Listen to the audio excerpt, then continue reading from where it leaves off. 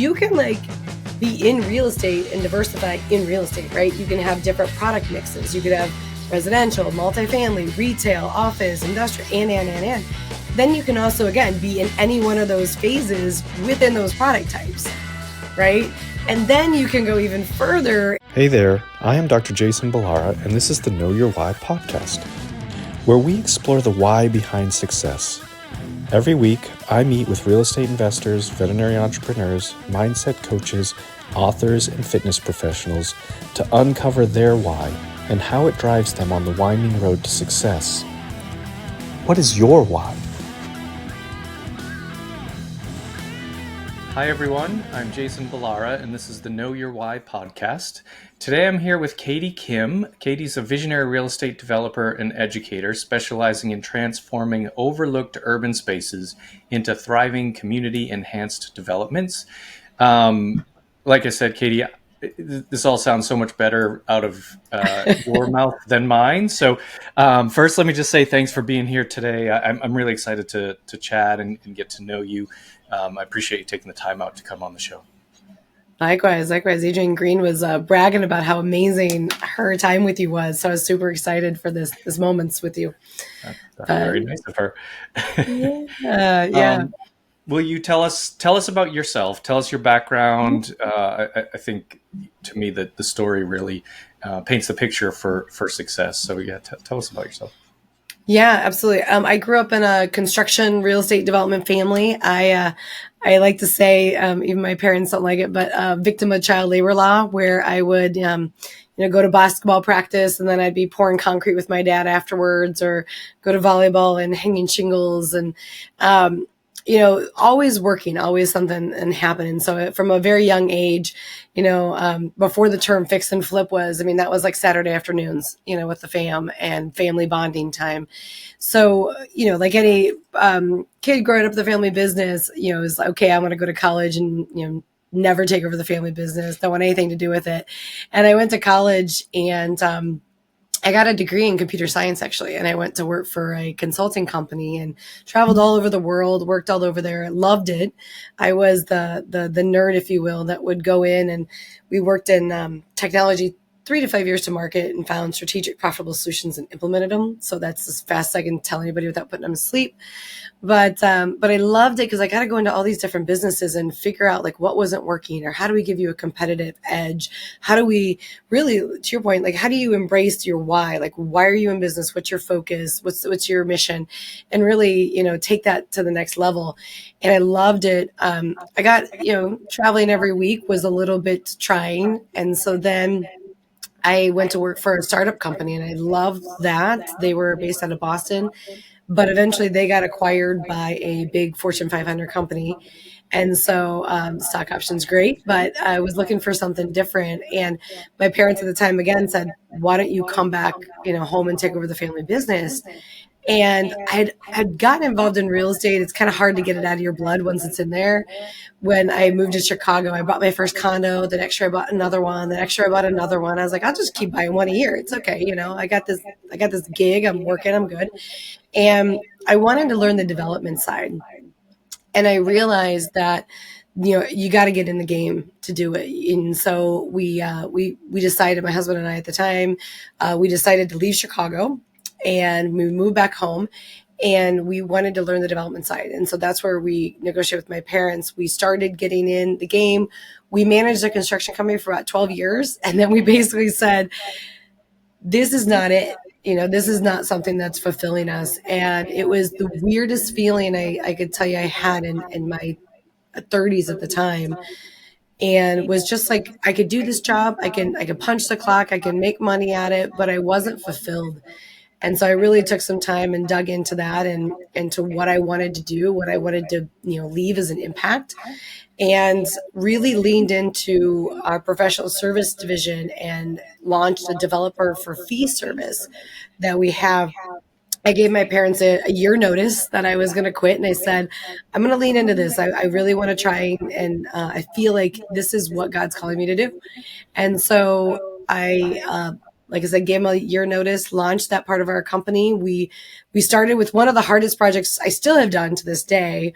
And it was amazing. It was Trusker's Bakery. We had 8 financial sources in it. The deal almost died probably 50 times, but we were able to help them from beginning to end, and then actually teach them how to manage the investors and how to manage the property and turn it all over to them. And that's really what my passion was, is I want to teach people how to invest and build that generational wealth so that they can help grow it on their own. And whether we come along with them for the second, third, and fourth property or in development or not, they now, are more educated in the process. They understand it. They're more comfortable, and they're on the way to building generational wealth, not just a quick fix and flip or a quick property. And so really leaned into that, and then expanded into Texas in 2020 with our company. And then recently, this past year, I kind of had that nudge again that God was like, more like, why are you slowing down? Like, you have an impact. I need more. I need calling. And really started to internalize, like, what can I do and how can I teach more people and how can I have more of an impact and still keep one sane, but to also keep the quality of that one-on-one that I do with people and guide them and hold their hand through the process. So we recently launched the Real Estate Development Academy, which has a course of how to do your first or next real estate development deal, as well as a community. So I can interact, I can help people through on with deals and go that route. And so that has been truly, truly fulfilling, just amazing in this past year. And I apologize, my phone just went off. But I mean, that's amazing, and a lot to, I think, dig into there. It's interesting, with the podcast guests that I've had, I would say, like, I don't know, probably 90% of them do not come from a real estate background or having that exposure when they, it's kind of something that some little seed gets planted somewhere in life, come back around to it. But it is the 10% or so that have that, family background of being involved in real estate in some way. It's a little bit of a different perspective, because I think a lot of people thinking about getting into real estate and getting started in some way have fear based around it. Yeah. They've heard, they've heard about hard times, they've heard about recessions, they've heard about money loss, they've heard about, things like that. When you're in it, once you're in it, usually it's almost like addictive. And I think, having had that exposure with your parents probably makes you a little bit less risk averse, at least in that space, understanding where the potential lies. I definitely want to talk about that a little bit, but we'll come back around to it. So your I don't know, detour into sort of computer science and implementing these systems. I know you said it very quickly, but ultimately it sounds like going in a short period of time, trying to turn things around to my higher efficiency level to try and get by using systems and processes in place. Am I catching that right? Is kind of what was going on then? Yeah, I mean, I worked in the think tank for Accenture, which at the time was called Accenture Tech Labs. So we always were called the fun floor, because we would always have something that was emerging. So like if you ever went to Chicago O'Hare Airport, where there was the Tiger Woods like interactive wall, like that was one of our projects. We did like an Anthem Blue Cross Blue Shield with like a digital pen where like nurses would fill it out and your documents would sync, and so we would do a lot of that like trial tech and a lot of RFID tags before that became mainstream. So it was really good to get the process down, right? Of, okay, I have all these things I can work with. And now I got to figure out what order and what process do I put them in, and did they give me a profit? Did they make an impact? Are they in alignment? And really, it got my brain starting to think literally from the computer science, where you're coding like an if then else statement, to really structuring the process that way, and to structuring my mindset that way, to say like, well, if I have all these things to work with, then I can use this one, I can use this one, else I can do that. Like, so if this falls through, and it really gives you that, the tenacity to go into development. I was having a call with my community today, and I said, sometimes I feel like the flight attendant, like, here are all your exits. Like, here are all the ways you can exit this deal. Here's all the way we can transition this deal, and go that way. And I said, but you have to, right? Like you said, there's a fear in development. And I think the hardest part is because you can, like, to stay on the plane analogy, right? Like, people get on the plane and you have a destination, you want to take off and you want to go to, let's say you want to go to DC, right? But, if the plane's pointed in the wrong direction, you're going to go to an entirely different city. If you have turbulence and you need to turn around, or you need emergency land, or there's all those things that can go not wrong, but like go and take it off course and take it off your expected, trajectory, that you have no clue when you start and when you fasten that seatbelt, right? And the doors close, but you're on the ride. And I feel like that's really a great analogy for development too, right? Sure. Is we pack our bags, we get everything set, we, put the bag under the chair, everything, fasten the seatbelt. And then it's like, now the real ride begins, right? Like, are the tenants going to fill up? Is construction going to finish on time? Like, there's all those things. And really it's your team that puts together the experience for you, so they can either really make it or break it. Yeah. I think planning, systems, all of the stuff that people talk about to create a good business and efficiencies and things like that, super, super important. Absolutely should be put in place. But adaptability might be, in my opinion, the greatest skill of an entrepreneur and a real estate investor. And surely in development, I look at development as like, well, you said that, you're the cool floor in that company. I sort of feel like development is the cool kid space of the real estate world, because you really are like taking dirt and creating something really cool on top of it, sort of from start to finish. And I think, as you mentioned, we can get into this, a lot of different exit points in a development project that I'm sure much better than I do. But I find that space incredibly interesting. You mentioned, kind of going back to work with your parents, and then doing that for 12 years, and then sort of shifting gears into, say, you said the fee service development, or tell me what you called that again. Is that correct? So developer for fee. Yep, developer. What can you define that? What is, just for people listening, kind of what exactly you mean by that? Yeah, it's where we are your developer for your project. Like, you're paying us to put together the project. You're paying us to consult with you, plug and play with what you want to do in the deal versus what you want us to do with you, or you want us to do and then teach you how to do the process, or just do it for you. So really it comes to, we plug and play with people wherever they're at. So some people say, I want to, one, you make all the decisions because it's your money, it's your project, it's not ours. But they don't really want to do anything because they're running their business, right? So, but they want to make the decisions, they want to have the input, they want to guide it. So really, we guide the ship for them. Like, we guide the whole process. A lot of times we're designing, because that was something I learned at an early age, was drafting. I had to take that class in high school so I could do the blueprints for my mom during the summers. But it made me learn, like, combine your plumbing in one wet wall, right? Like, let's reduce cost. And how do you lay out in very spatial? So I'm very blessed to have that experience, because I can look at a floor plan now and be like, that doesn't cash flow. And people are like, what? I'm like, that doesn't cash flow. Your construction costs are going to be way too much. Like, you can know that by looking at a floor plan. I'm like, yeah. And I can also know we can save you about 50 to 75,000 if I can tweak this.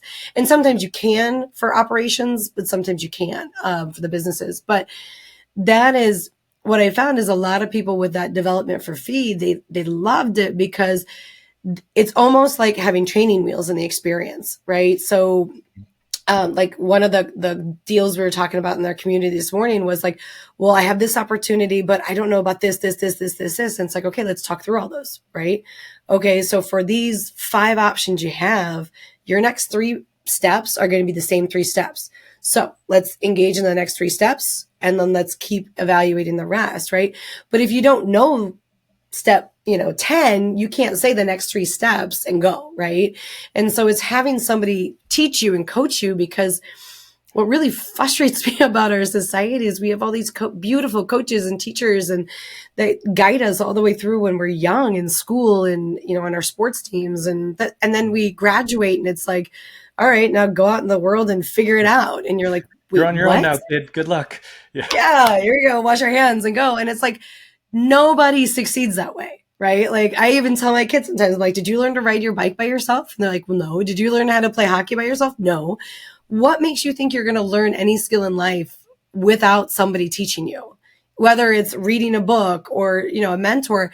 And, I loved that experience. And to me, that's really fulfilling, because I'm able to sit in those meetings with our clients, not only from like the architect standpoint and the construction standpoint, but also with their CPAs, with their attorneys, to make sure we're structuring the entities and the financials right, so we can pass it on generationally if they want to. Some don't, but to sit in those meetings and really be an advocate and be able to be a point where they think through that whole process, to say like, do we want to do that, Katie? Well, you said you kind of wanted to do this. Now, how does that react? And I'm not emotionally involved, right? Because a lot of times you're dealing with small business owners or families, or aspiring developers, like you said, they're taking on risks, they're taking on money. It's emotional. At some point, it's emotional. And we can sit in that room, and while we look after their money as our own, we're not emotionally connected to that. And so we can think and bring different perspectives to the table that they may not know. A lot of times their team members appreciate it. Like, usually attorneys love when we come in. They're like, okay, let's start talking about like strategy, where we're going, what the trusts are. And people don't think about that. But if you can do it at the beginning, it really helps, makes things easier all the way through the process. Yeah, that makes total sense. And I guess the contrast would be just if you're developing your own projects. Essentially, you're doing this for you, and whatever you is that kind of the idea. Is what you're doing is helping other people, both in your business, but also now in your educational mentorship group.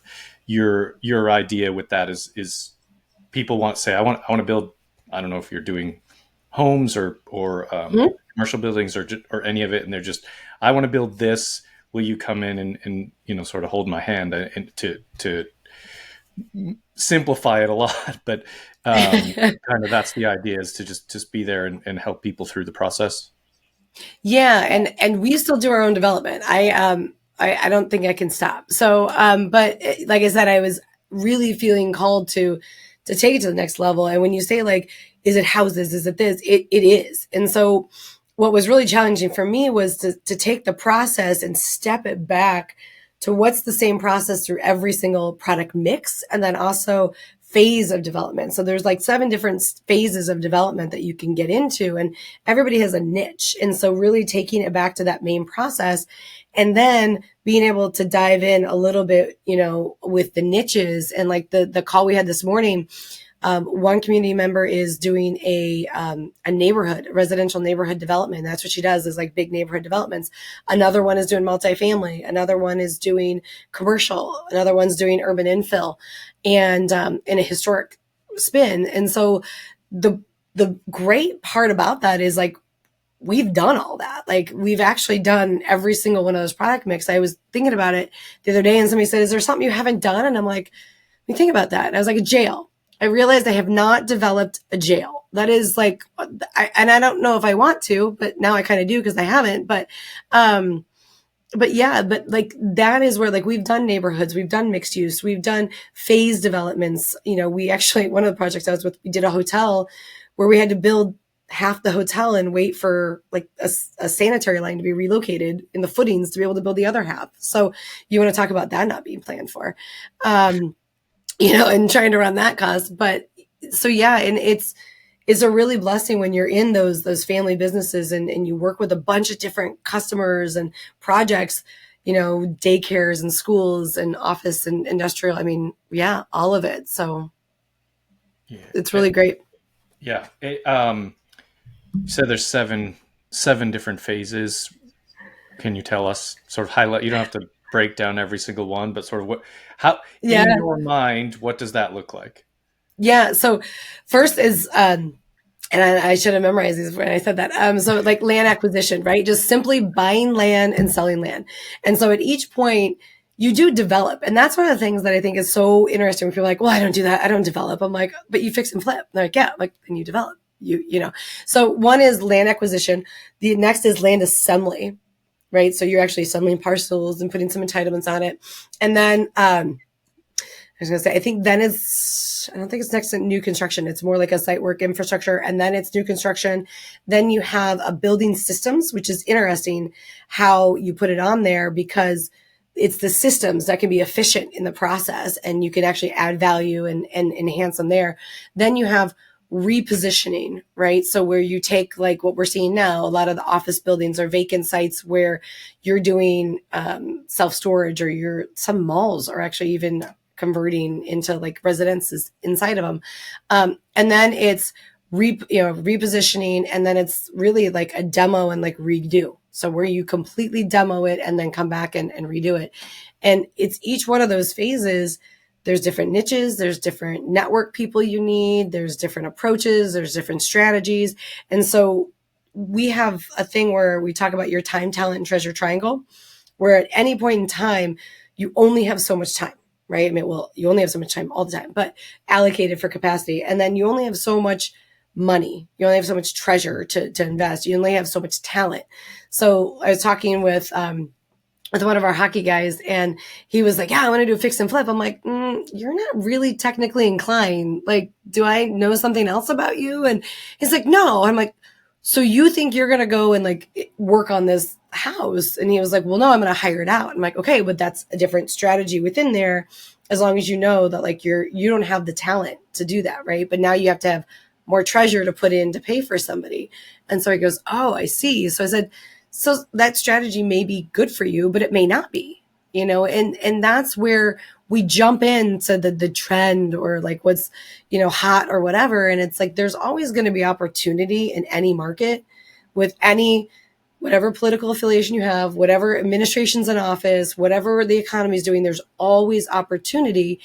It just, then you need to really evaluate, like, are you in alignment with it? Or how do you get in alignment with the strategy? Yeah. Yeah, I absolutely agree with that point. And the other thing that sort of brought up in my mind is, you say you're a developer, you're teaching development, that kind of, but even that got broken down into those, sort of 7 categories. And I think even at a higher level, people say, oh, I want to get into real estate. And it's like, Yes. literally like an Okay. infinite number of ways you could do that. And so and I think like realistically, you don't know that. Like most people don't know that until they're like, oh, they hear it's like someone's in real estate, and it's like, okay, they're in real estate. Well, are they doing any of those 7 stages of development? Are they Mm-hmm. syndicating apartment buildings? Do they own an office building? They self storage. Like, there's just so many different asset classes, different ways to approach it, different, and so I think that's part of why there is opportunity in any market at any time, Mm-hmm. because there's so many different ways that you can actually be involved. It's really one of the amazing and good things about real estate, but also probably in a way one of the bad things, in the sense that until you know that and you recognize what your specific niche is, and time, talent, and treasure, that you have to, and that's, I think, where coaching helps a lot.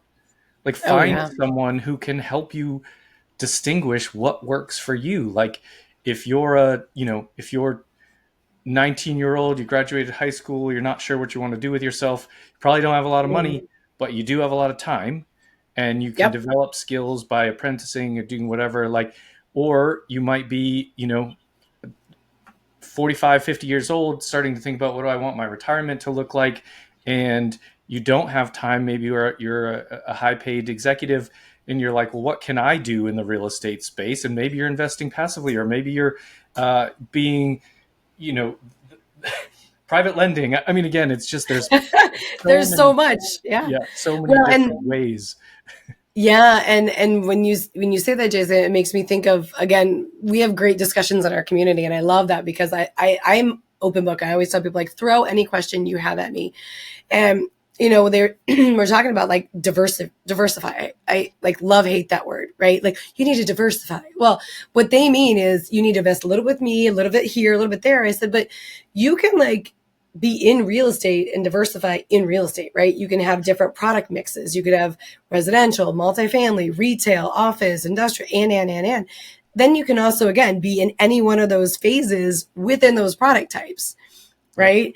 And then you can go even further into, like, do you only want to do a portion of that, right? Because then you evaluate, where's my triangle, right? Like, do I want to syndicate? Do I not? Do I want to be passive? Do I want to be this? So I think that that's where people get that paralysis by analysis, and it's like, well, where do I start? Well, okay, let's evaluate what you have. And, like, when I sit down with investors, usually the first time is like, okay, we call it my doctors called it this, so I reference it, is the FU money by the FU date. Like, this is I want to have this much passive income so I can walk away from my job. I'm like, okay, then let's back that in, and then let's look at, like, if you're a physician, right, or if you're a surgeon, or you have a taxing W-2 job, right? Or if you're not W-2, it means, I know there's some physicians that are going to be saying, I'm not a W-2. Okay, but you have a taxing full-time job. You only have so much time, right? And you only have so much talent to probably give to it, but you probably have a lot of treasure. So now start to look at those strategies where you can put the treasure to work, but educate yourself on how do you put that to work successfully, and and be in alignment. You may find, I want to help housing for a certain demographic. That's a lot of people have it there. You can also start with what you know, right? And a lot of times I find people say, well, I want to learn the process. It's like, okay, learn the process. So what they do is they buy another house, right? And they have a full-time taxing job. They have buy another house. They try and lease it. They try and be the property, and you're already smiling. You already know this is going. They try and be the property manager, and now they're overwhelmed, overworked. They hate life. They don't really think passive investment from a real estate standpoint. But what they've not done is, well, what they've done is they've thrown themselves out of alignment with their triangle, right? So you need to then set up the proper team to handle your strategy to be in alignment. And we people don't evaluate the full needs of each strategy and each approach because they don't know it, right? So if you they get the glitz and the glamour of, oh, hey, there was a couple ads I have seen, and people are like, oh, I've scaled to like 1,300 houses. I'm like, that stresses me out. Like that, like, woo. Yeah. But I'm sure they have a team in place to handle that, right? And so, like, I'm like, it would stress me out because I'm not set up for that, but that's not my alignment, right? And so, that's what I look at is you really, it's finding that, right? Finding out, like, what I really want to do, as opposed to just, I want to write off. Because there's some people that, like, think even going into syndications, well, I'll get all the tax benefit of real estate. Well, there's some syndications out there that don't pass through depreciation. They don't pass off the interest write off, which shocked me. But I'm like, so now you think you're getting all these benefits tax wise, and you're not. Well, and I mean, not to go down that tax rabbit hole, but Oh, I love the if tax you have rabbit a hole. W-2, if you have a W-2 job, you may not be able to use those tax benefits either. Like, at least not Mm-hmm. immediately. They're going to get banked for a capital event. So, Yes. that's Yeah. a thing that we've talked about on this show before, and important, but maybe not. We don't need to go through all the nuances of that again. I think, but you did something that said something that really resonates with me in the sense that, like, people are like, they know someone, right? They have an uncle, a friend, someone who's in real estate Yep. and has money, and it's I like, got a guy. right, but, like, they don't know what that means. They don't know what in real estate means for that specific person, and so they say, okay, I'm going to go buy myself a duplex and I'll be rich. And it's like, most of the time, I think that ends up poorly if you don't have, like you said, you don't have the time and the talent to invest. It's not just the money. It's like, you've got to invest the time and the talent to do that right. And that's where, sort of aligning yourself with someone else, whether that's through a passive investment or, like, partnering with someone who like yourself, like, does developments. I want to Mm-hmm. learn this. Hey, can I contribute X, whether it's dollars, time, skill, whatever that is, like get involved in it that way, and understand, kind of really understanding yourself, what your own Mm-hmm. value is, and what your limitations are. And I think like most people in the world have more limitations to being successful in real estate, and they Oh. don't necessarily realize that.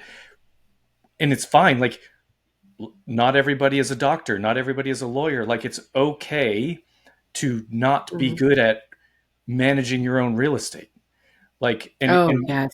and when someone says I have 1,300 homes, they've probably not seen like 1,200 of them. Like, you just not knowing, Well, then you like, know. right, Yeah. like understanding what that really means. And I mean, frankly, these are not all concepts I understood before I got heavily into this and have the opportunity to interview so many people on podcast. I mean, I still hear things and people are like, oh yeah, I do this, but I have a team that does all of this. And I was like, you have a team that does that? Like, it's just, Mm-hmm. it is a business, whether you own an extra house that you rent out or you own 1,300 extra houses or a shopping mall or whatever. It is a business, and you have to Mm-hmm. know that you're going to need to commit to that, to owning that business, if you want to be actively involved in real estate. And I think that's a thing that gets missed. And then people have a bad experience, and then they're like, I'm done. I'll never be in real estate again, whether it's active or passive. And they just don't recognize the difference or the options that are available to them. So I think that Mm-hmm. that triangle is really a fantastic, like, descriptor for people to think about when they're deciding what they want to do, in terms of, investing in real estate, or maybe you don't want to invest in real estate, but knowing, kind of what your input has to be to make it successful. It's I, this struck me, I don't know, somewhere in the last few years, that if you're invested as a passive investor, the worst Mm-hmm. possible thing that can happen is you lose some money. If you are As an long as you're not in the loan liability. right, if you're a true Yeah. limited partner, you're not, Truly passive. and you invest, truly passively, the worst Mm-hmm. possible thing that can happen is you lose your money. Nobody wants that to happen. Everybody thinks that's a terrible thing to happen.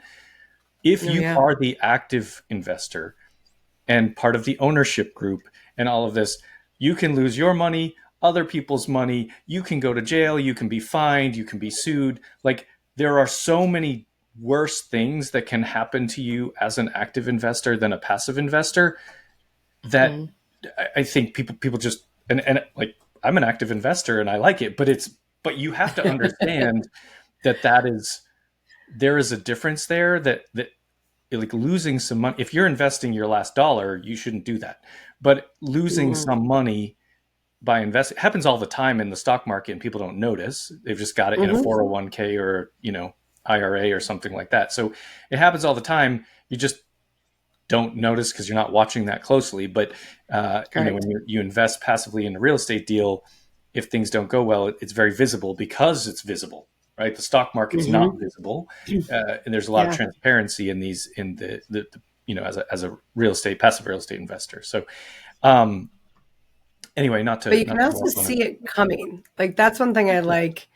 Whereas with real estate is you can see some of the you can like you see the storm coming, right? So like okay, here we are, and the interest rates are going to go down, or this is going to go up. I mean, like you can kind of see that where the stock you can get blindsided Mhm. too, Yeah. right? And I think the hardest part is that we don't. And I promise not to go on my education system tangent too much here, but as an education system, we don't teach how to invest in the stock market. We don't teach, in high school how to invest in real estate. We don't, teach them how to invest. We don't teach them about trust. I mean, I remember I was talking about this week. I remember having to go into home ec and figure out how to use a sewing machine and like sign a check. And really, even this past week, I was talking with the hockey moms. Like, do you know our kids don't know how to sign their name? And I'm like, what? And they go, they're so That's a used to valid point. printing. Yeah. And I was like, Oh my gosh. So we have a weekly family health and wealth meeting. And so it is to literally teach our kids how to invest in real estate. My 14-year-old son's running numbers on houses now.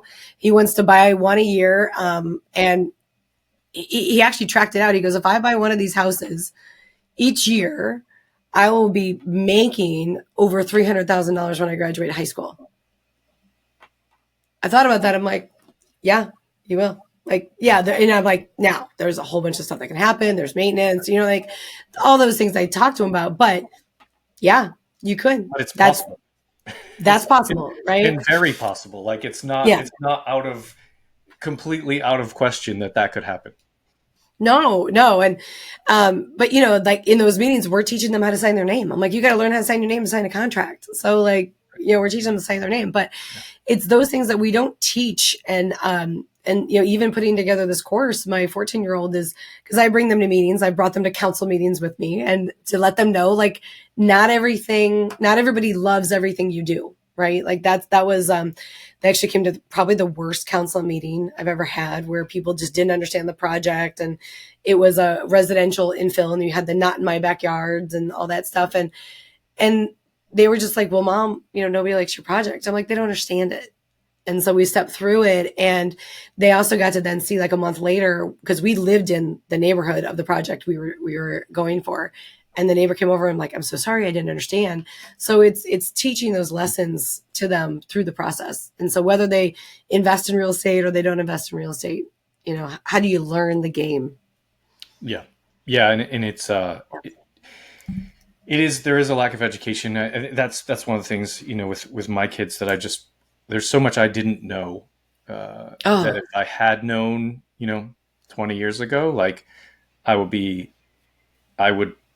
done. Like I would be able to be done working entirely if I wanted to right now, if I had known what I know now 20 years ago, maybe even 10 years ago. And that's the other piece of real estate that people have to understand. Like you're talking about a 10 to 20 year timeline to get truly free, but it's less time than it would be if you just working a job forever, and you still won't be free. So it's kind of just shifting that perspective in terms of, how you look at that time horizon, and kind of stretching it out. So you just kind of touched on your kids, and I you have a teaching platform and everything. I think this probably a good segue, because we probably could rant about this a lot for a long time, but probably a good segue to get to ask you the questions that I ask every guest. The first one is fairly obvious. The name of the show is Know Your Why. And so my first question I ask every guest is,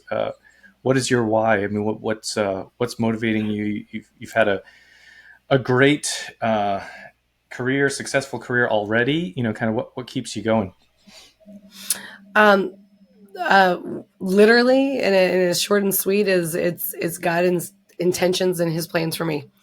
Every time I've gotten off track, he just nudges me right back in. And really, to make sure I'm fulfilling what he has plans for me. And, every time, like I said, this platform has been years in the making. And every time I've gotten off, he's like, no. No, I don't need you over here. I need you over here. And that why is really leaning into, especially with my background, with my education, with my degrees, with my experience, I could go and work for a big corporation and make a bunch of money, but I really am passionate about being fulfilled and being in alignment with his plans for me. And that is constantly pulling me back to small businesses and developers and aspiring developers, and looking for, how do we teach those that are struggling, and how do we bring in, one of my favorite topics to talk about is economic incentives, right? Like, how do we teach them, how do you play the government incentive game, right? Like they're going to give you money for these projects. Do you want to do them? Are they in alignment? Okay, let's look into it. And how do you get it? And that's a game changer. And just to see that fulfillment and making that impact and showing people care, showing people understanding through the process that's stressful, it's emotional. That's my why, to be able, one of the guys I was working with on a space goes, I want to thank you for being so even kilter. Like you've been my therapist. You've been like my shoulder to cry on. You've been my cheerleader. You've been my advocate. Like, holy crap. Like, how do you do this every single day? And it's like, because I'm called to, because I'm called to. And he gives me the power and he gives me that inspiration. Because there's sometimes I'm like, I don't know, it just came out of my mouth, but it sounded really good. So I know that was not from me. It was of him. And looking at things different ways. I just, growing up with my grandfather, I was the first one in my family to graduate college. And that was a big deal. And it's a big accomplishment. I'm very proud of it. However, I realized there were so many smart people in my family. And, my grandfather created our industrial park in our town and he developed half the neighborhoods probably in it too. And, he learned and he appreciated people and respected it. And I think we've gotten away from, we focus on the test. I'm so tired of my kids taking standardized tests, but we focus on the test. And it's like, even the car ride this morning, my son's like, but these people don't know how to interact with people. Like we've gotten away from like working together as a community and we're creating widgets. And that I think is really scary from our society. So I want to work with people to have them understand, how do you make it better for the next generation? How do you make it better for yourself? Yeah. Yeah. And I completely agree with that. The skill of talking to other people and just, having, conversations. I mean, this is such an old man thing to say, but I'll reframe it. I'll reframe it. I am a, you can ask anybody who's known me for a long time, my wife, any of my old friends, like I am a socially awkward person. Like I am not good in crowds. I am not good when I, first meet people. Um, and I think that I am better than a lot of the young generation now because they don't have to do it. They don't actually have Oh, to talk to anyone in person. Like you can yeah. use your phone, you can social media, like all of that. You don't have to do it. So if if you're in any business, industry, whatever, where there is something that is client facing, which is basically everything, Mm-hmm. it's such an important skill to focus on. And I think that's it. Like it has to be Mm-hmm. focused on because it's easy to not talk to people. It's real Oh, easy yeah. to get away from ever being in front of anyone again and having face-to-face conversations. Like you could get through life that way. But I think that is a thing that people now value and see as, I don't know, a successful persona is someone that can talk to other people. I certainly do. I always have. It's always been something that I, have envied, I guess, of like my friends, that it's natural, where they can just Yeah. talk to people. And I'm like, that's amazing. And so for me, it takes a lot of practice and a lot of, um, effort to be social. But I think that it's increasingly less considered as something that people should work on. So I think it Mhm. just goes along with kind of what you were saying there. Well, and I think it's great that you're doing a podcast. Like that's stepping way outside your comfort zone, Yeah. right? That was And basically the point, was to yeah, force myself to be out of the comfort zone. Yeah. yeah. And I always say I go, the comfort zone's like the dead zone. It's like anytime I feel comfortable, it scares me now, right? Because I'm like, I'm not growing. I'm not growing. But when you talk about conversing, I want to take it a step further. It's not only conversing, it's connecting, right? Like, and so when we go out to dinner, it's just, my kids hated me at first for doing this, but like I make my kids order their own food and look the waitress in the eye. And I make them remember the waitress's name. So like when they come back, I'd be like, okay, you know what? Thank you, Dan, for this. I really appreciate it. Or hey, hey Bob, can I have another soda? And then, my son called me out. He was like, anytime we go through a drive-through, and we don't go through much because we're on our meal planning thing, but like anytime you go through a drive-through, you compliment somebody and you get into this great conversation. Like, why do you do that? And I said, do you know how many people that person sees a day? Do you know how many people are probably happy? Do you know how many people have complimented that person? And they go, well, probably nobody. Nobody thinks to do it. I'm like, exactly. They probably don't even look at To them. give, No, I said to give that person joy. I mean, because if you ever look at the people at the drive-through, I mean, like they are amazing people. Like they usually have some great glasses or they have like earrings. I mean, there is something extravagant that they are like showing their personality that it's like own that, right? Like that is awesome. I would never wear that, but like that is good, right? Like, and and even manners to the point where my kids hold doors open for people, right? And my kids don't sit down at the table until the last woman sitting down, right? And people notice that and they say something, right? And they connect. And it's like, then you just lower the bar to like making it uncomfortable, and we need to connect because I think that even as you get into development, when you're building your network and bringing it back to that, when you connect with more people, you have more opportunities and people want to give you more opportunities because they know who you are and they know your why. They know your meaning. Yeah. Yeah. Agree 100%. Yeah. Katie, when people hear this and they want to reach out to you, what's the best way? How would you like them to get in touch? Yeah. So they can reach me from an education standpoint. They can reach me at www.katiekim.com, KATIEKIM, very simple. And then on social media, our handle is the Katie Kim. Surprisingly, Katie Kim was taken on most social medias by the time we launched this. But yeah, that's a great way. And then obviously there's all the information about the Academy and our consulting and everything we do. And we're going to be starting to show off some of our developments that we've done on the Kim Group site and sharing what we've learned. And if they do follow us on social media, we have two things we give outside of our community, which is knowledge nuggets and money math. So we go through those equations that you learned in high school that you're like, am I ever going to use this again? Yes, you are. These are the ones you're going to focus on. Mostly that was for my kids. So be like, these are the ones you got to learn, guys. Like this is coming up. And then also knowledge nuggets, some of the terminology, right? Because there's so many statistics. I probably should have a paper of just them, of like the financial literacy that we have. And I really want to make an impact in changing that. So definitely have those on there. Ask us questions. I monitor it. So I'll definitely be able to help you along. And if the community is something you would love to have you part of it. Awesome.